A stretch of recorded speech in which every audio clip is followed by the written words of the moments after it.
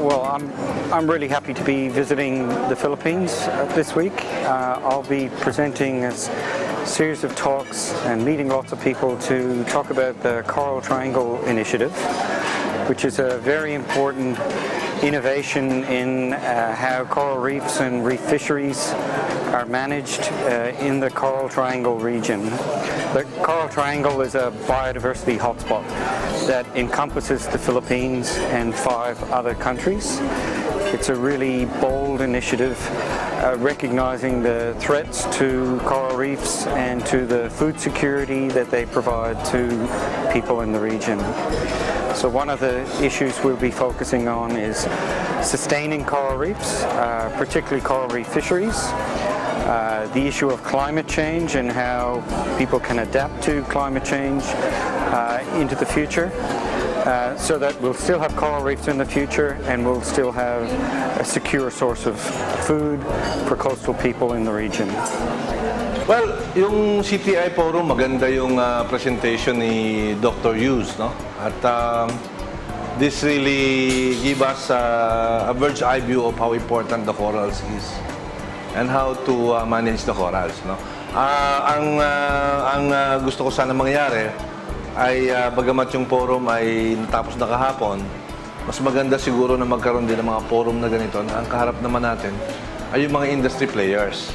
Kasi bagamat kahapon ang ating audience ay ang iba ay policy makers, ang iba ay mga NGOs at saka mga taga-akadim, higit na kailangan malaman ng ating mga sektor na involved mismo sa pangisdaan at saka sa industriya ng pangisdaan at yamang dagat ang mga bagay na ito. So that is why pinagpaplanuhan ng Bureau ngayon na imbitahin muli si Dr. Hughes at ang iba pang mga kababayan natin na may alam din sa isyung ito para makapagbigay din ng kalaman sa ating mga sektor ng pangisdaan. Bukod doon, ipinakikita talaga na napakayaman ng coral reef ng Pilipinas. Sipin naman ninyo, pangatlo sa buong mundo. So ganun kalaki ang advantage ng Pilipinas pagdating sa alikasyamang corales. Nakakalungkot nga lamang na malaking bahagi ng ating mga coral cover ngayon ay nawala na at tuloy-tuloy ang pagsisira dito. Ang Bureau of Fisheries and Aquatic Resources naman ay proactive ngayon. Ginagawa namin ang lahat ng pwede natin gawin upang una, protektahan ang natitirang corals at pagandahin pa lalo yung kalagayan ng mga ito. In fact, yung kauna-unahang 3 araw ko sa Bureau of Fisheries and Aquatic Resources, ang una natin ginawa ay binuwag natin ang pinakamalaking sindikato na nagluluwas at nangunguha ng coral sa Pilipinas. At sa palagay ko, isa ito sa mga positibong ambag ng ating pamahalaan para tuloy-tuloy nating mapangalagaan yung napaka-importanting yamang ito.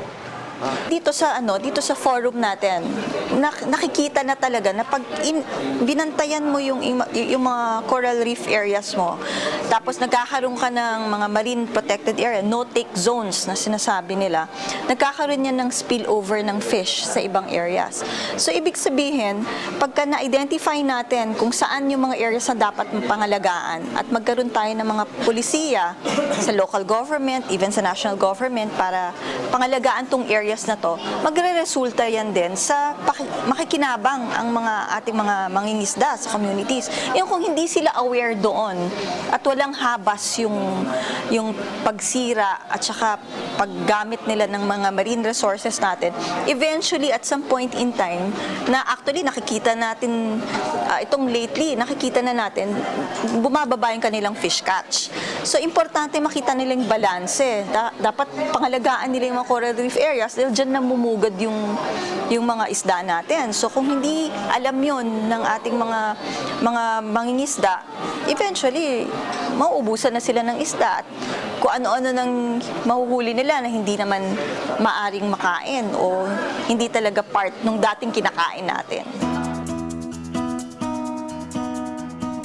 Well, the countries have now designed their plans of action into the future. There's a major focus on sustainable fisheries, on conserving biodiversity, and on adaptation to climate change.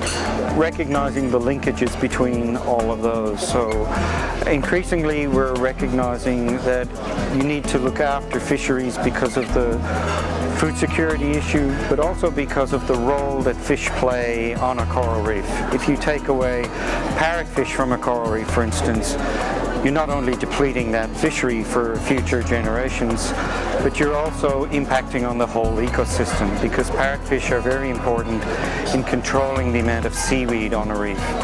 And many coral reefs around the world have undergone a shift from healthy coral-dominated systems to degraded coral reefs that are covered with seaweed, with the obvious impact on fisheries.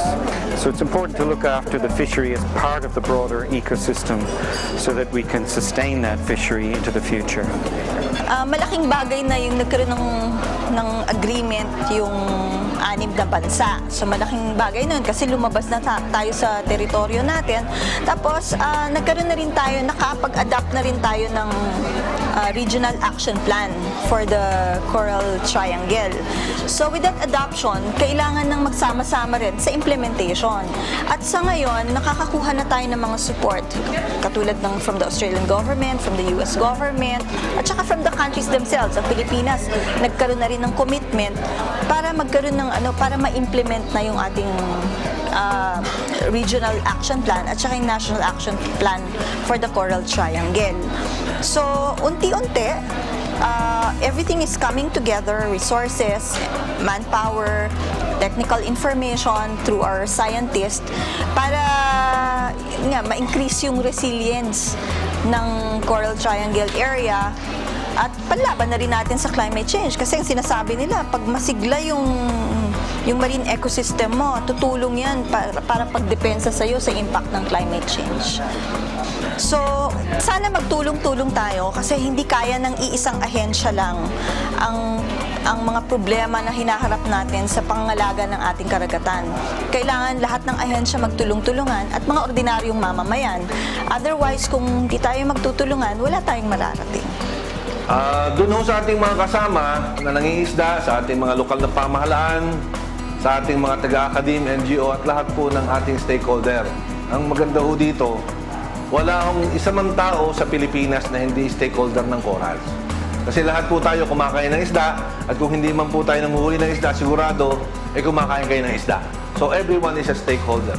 If you want, kung gusto po natin ng isda na masarap na at mura pa at sariwa pa, protektahan po natin yung ating coral reef. No? O maging bahagi tayo sa pagpoprotekta ng ating coral reef. Without a healthy reef, then you will have no fish. And if you don't have fish or much fish, mamahal po ang presyo at hindi na po tayo makakakain ng isda. There was a time in our history when fish is 25% the value of meat.